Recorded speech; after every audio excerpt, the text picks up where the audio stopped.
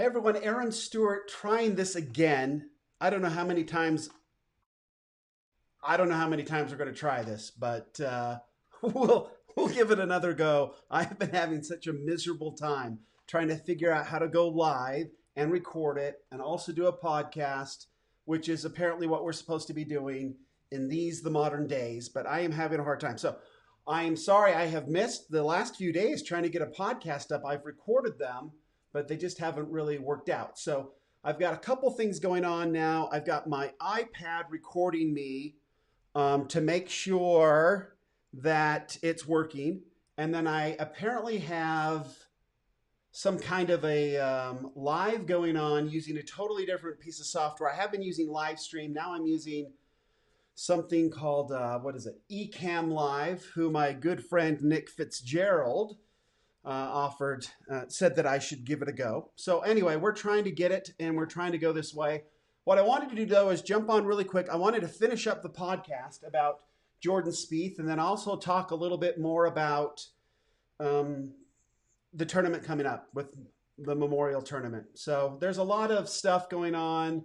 You can see my logo here now. So this is fancy. And then I can like change screens. Oh. So that's good. For you on the podcast, you can't see anything going on. That's not a good view for me right there. That one's not good either. Oh, there is no good views of me. So whatever that means. Okay. So we're just going to keep shooting through this. I wanted to talk about Jordan Spieth. We've talked a lot about him in the podcast. I find him a fascinating young player. I had a Down syndrome aunt who we loved dearly. And so when it comes to special needs kids, we just love them. And the way he treats his sister had just instantly made him a favorite of mine. And so when he was such a dominant and good player, that was always fun, right? To see how well he played.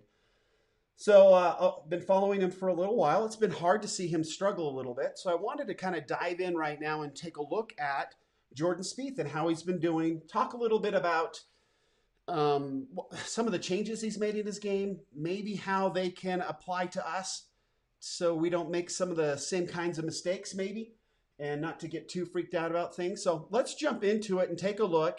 I'm going to do something now that I don't know if it's going to work, but let's jump into this and see how it goes. Here we go.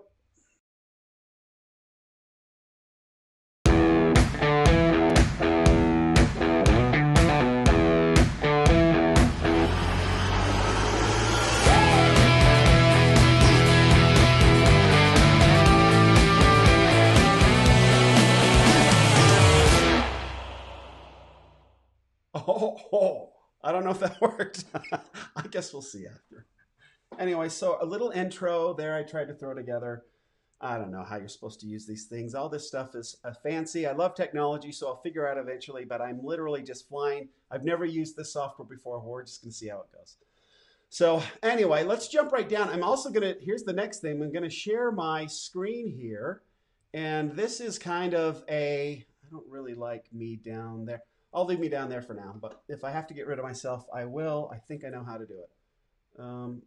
What's this? What does that mean? Oh, crop to fill. I like that. Okay, we'll just crop to fill. Okay, so again, we're going to look at Jordan Spieth. We know he's 25 years of age now. He turned pro in 2012. 6'1", 175 pounds. Wouldn't that be nice? I'm 5'11" and about 50 pounds heavier than that. So anyway, FedEx Cup rank right now, 73rd. Not the greatest. His world golf ranking is 29 and his scoring average is 70 and a half. So let's go ahead and take a look at this first page here. This is something that I think is very interesting, and it kind of goes back to some of the stuff that we've talked about earlier, equipment changes. So it says here that Jordan Spieth had been messing with his driver shaft in the early part of the week before he played there at Colonial Country Club, which obviously he's won there before. It's now called the Charles Schwab Challenge, and grateful that Charles Schwab took that over. Talked about that last week. It's got it's an invitational. It's on very firm financial ground now, and for a while there, it looked like we might be losing it. So very cool to have him doing that. So we let's see. Can I take that off now? We'll just leave it there. It's not, I don't think it's good to have two logos on either corner, but hey, we'll work with that later. So, but Jordan Spieth has been making these changes to his swing. And because it says here that on Tuesday, Jordan's instructor Cameron McCormick and Titleist PGA Tour staff together decided on adding more stability in the tip of Jordan's driver shaft. Jordan had gained speed as a result of some swing changes that they were working on. Okay, so now they're coming up with some changes there to try to help Jordan. And what this did actually is helped him find the middle of the face more often and not hit it off the toe as often. So hopefully it's going to improve his driving accuracy, right? That's the hope anyway. So again, going back to our games, if we decide to go and make a major change to our game, if we've gotten on video, if we've used a swing bite, if we have some new data and we want to change our golf swings, don't go out and spend a bunch of money getting fit. Don't do it. It's not worth it. Let's make the changes first, get that going, and then we can go out and get fit for clubs. Just don't waste your money. Don't waste your time. A friend of mine sent an article today about, Stricker, Steve Stricker, who's playing at Memorial this week, and he's using clubs that are like 10 years old. Okay, so because he's been trying to fit and get some things done, he pulled some shafts, it didn't work out. So now he's had to go back to some old clubs that used to work really great for him. And so just be careful with your equipment. Don't change it all and do it all if you plan to make a great big swing change. I think that's kind of the first thing here that we can learn from Jordan Spieth, right? He obviously has the tour vans and stuff following him. Making a change like this is not a big deal.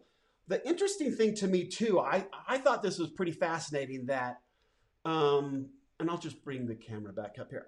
Really fascinating that back in the day, when you made a swing change, you had to somehow or another make that swing change work with your golf swing, right? You didn't have the data to go out and pull shafts and try different shafts and figure something else out. And then you didn't even know really if it was working very much, except for hitting a few balls on the range.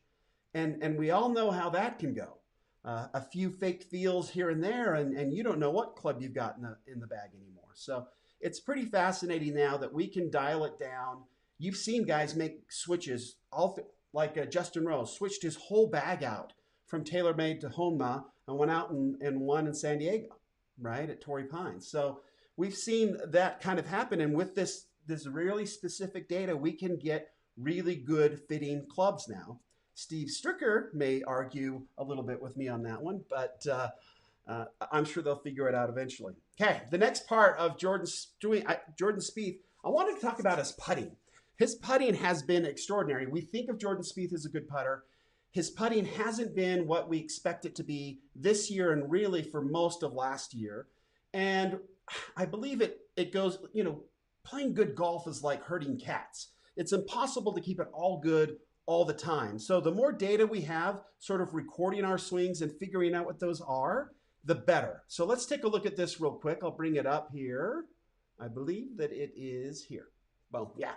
So Jordan Spieth at Colonial, here's some of the cool stats that he had while he played last week. So 434 feet, 4 inches of putts through 54 holes. Okay, through 54 holes. So he was making essentially 8-footers through 54 holes. In fact, and that his very best he's ever done over the course of 4 rounds, we're talking 3 here, over the course of 4 rounds is 432 feet. So he eclipsed that in just 3 rounds, making 434 feet of putts. Okay, it says they said in the opening round, he did not miss a putt inside 15 feet. So if he got it to 15 feet, he just rolled it in. That would be a very good putting day. So Jordan Spieth is putting very well. He holed 3 putts over 40 feet. Okay, so no question there. He played very well. Okay, so really quickly, let me get me out of the way here. This is not awesome. Well, that's better. Okay, so Jordan, we're going to look at his rankings, his FedEx Cup rankings. We know that he's 73rd now. We saw that in that opening sheet there. Boom. I don't even know if this shows, if my mouse shows on the screen or not. But so 2019, for 2019, he's now ranked 73rd, which is, he was up to 150th, I think. So he's making some progress. But we're going to compare his numbers this year to 2017 and 2015 to see if we can't see some trends. So what I did, I just went to PGAtour.com and pulled down those stats, and you'll see them kind of here. For sure, I got to keep my video face off this one for us to see it all. So in 2019, and I hope everybody can see this, but I'll go ahead, for those that are on the podcast, I'm going to just read these out and talk about them. So we're going to look at driving distance, driving accuracy, greens in regulation, and strokes gained putting, and compare 2019 to 2017 and 2015. I mean, just based on that, right? He seems to do really well in odd years. So maybe we're going to see something special from Jordan, but he's got to get going, right? We've got less tournaments, and based on how many tournaments he played last year, he's only going to play 8 to 10 more times. So he's really got to start doing something special. So 2019, right now, he is ranked 75th in driving distance. He was ranked 75th for all of 2017. He was ranked 78th in 2015. So he is not very far off what he averaged in his 2 best years. Now, the interesting thing is, if you kind of see that graph there, in the middle of the year, he averaged, it looks like he had one tournament where he was hitting it 330 yards. But for the most part, it's been right around, his high peaks were right around 300 yards. In 2017, he had more peaks over 300 yards, and he did also in 2015. So this swing change, hopefully it isn't about driving distance, because there's only been one time all year when he's actually hit it further than he used to. Okay, right? So driving distance is not the issue here. So let's look at driving accuracy, and here's where we start to see some of the differences. In 2015, Jordan Spieth hit 63% of his fairways. That ranked him 80th on the tour. In 2017, where he finished second in FedEx Cup points, he averaged 60% of his fairways, hitting 60% of his fairways. That ranked him at 101. Currently, Jordan Spieth is hitting 51% of his fairways, and that ranks him in 202nd. Now, yes, he has been trending in the right direction, but is it going to be enough to get him where he needs to be? Let's hope so. Let's hope that that's exactly what it's going to be. Greens in regulation then. So there's our first real glaring difference between 2019 and his 2 best years. Now, let's look at his greens in regulation. In 2015, he ranked 49th, and he hit 68% of his greens. In 2017, he ranked 4th in greens in regulation. He hit 70% of his greens, right? 2 percentage points better got him from 49th to 4th. That's how tight this thing is.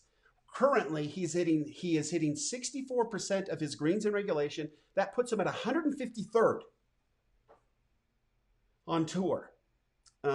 If he can get that closer to 70, and it doesn't take much. If he went 3 points, he matches 2015. If he goes all the way up with 5 points, he can get up to his 2017. So again, greens in regulation, if he's around 70%, Jordan Spieth does well. And why does he do well? Because if he misses a green, it's not by much. And we know that his short game is unbelievable. He's a wizard around the greens.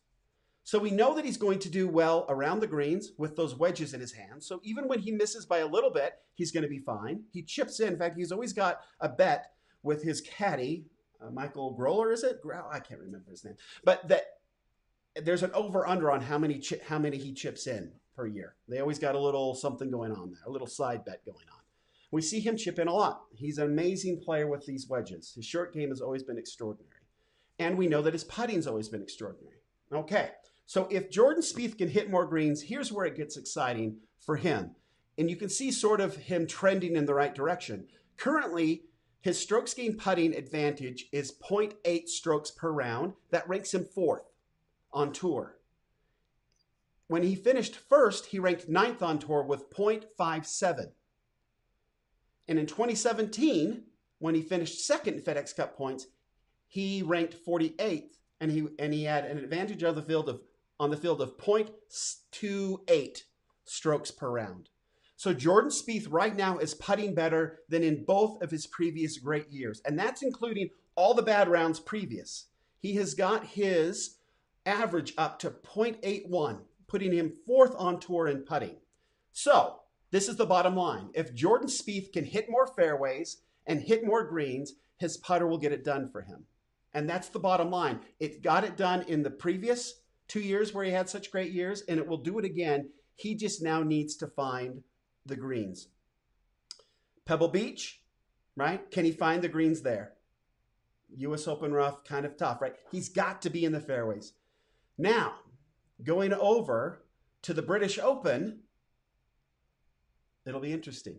If he can hit the greens there and his putter's hot over there, he could do well, right? So let's see how he does at the Memorial Tournament. And it's going to be fun. It's going to be exciting. We'll pull up, I guess, we'll pull up my little face again here, and I'll get the next one going here. So just to finish up, we'll see how Jordan Spieth does at the Memorial. He is playing this week, so it'll be fun to see if he's put it all together and how that new driver shaft keeps working out for him. And if we can see we'll definitely check on it after this tournament and see if his driving numbers have come up a little bit, which would bring his greens and regulation up a little bit. And if he keeps that putter hot, he could really do some amazing things.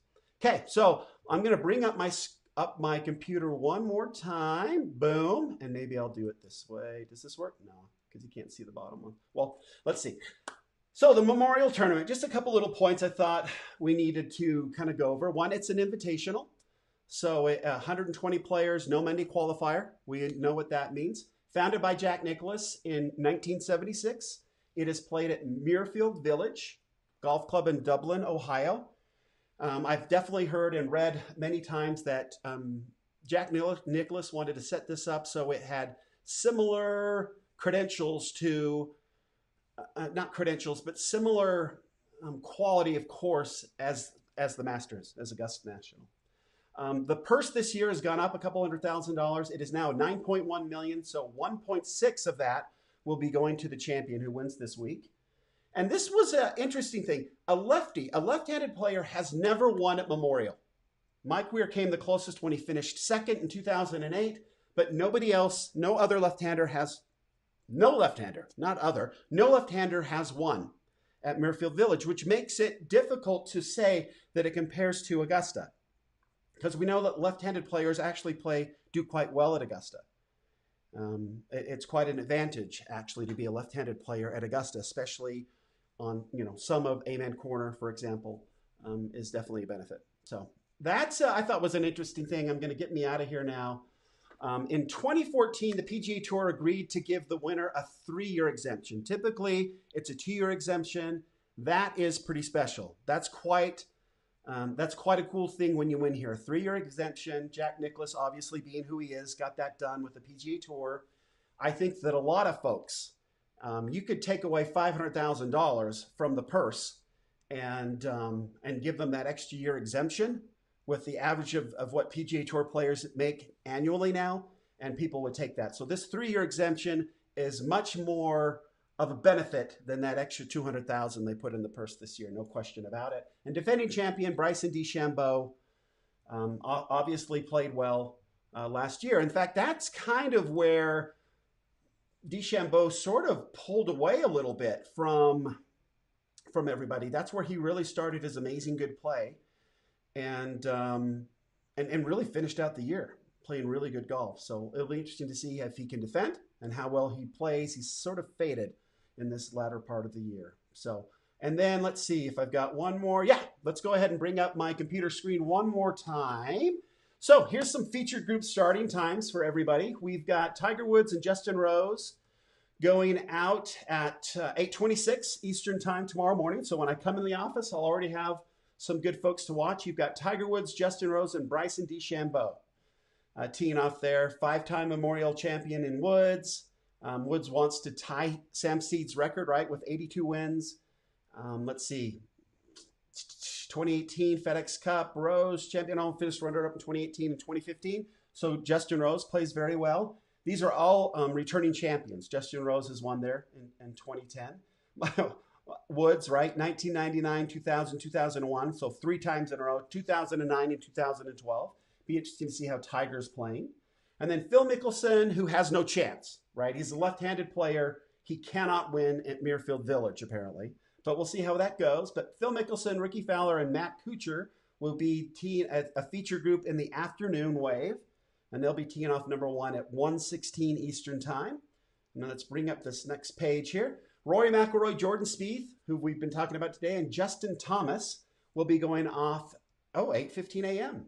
in round 1. So again, Eastern Time, that's 6:15 my time. So I will have golf right when I get in here in the morning. That's always a good day. That's a good way to work. Thursday and Fridays are pretty great around here. I've always got golf in the background.